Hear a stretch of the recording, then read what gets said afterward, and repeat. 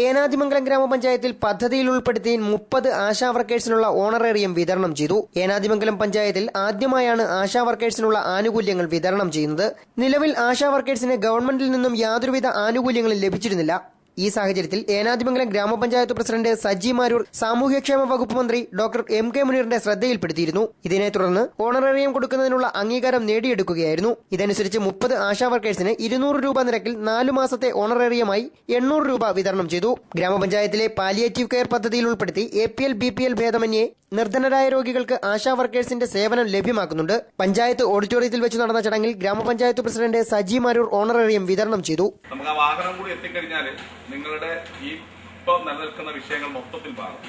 നമുക്ക് എമർജൻസിക്ക് ഒരു പേഷ്യന്റിനെ പോയി കാണാനോ, ഇടയ്ക്ക് പ്രത്യേകം പരിഗണന എടുക്കേണ്ട ആളുകളെ നമുക്ക് ഇടയ്ക്ക് ഒന്നുകൂടെ പോയി കാണാനോ ഒക്കെ നമുക്ക് ഉപയോഗപ്രദമാകും. അന്നേരത്തേക്ക് നമ്മുടെ ഇത് കുറച്ചുകൂടി.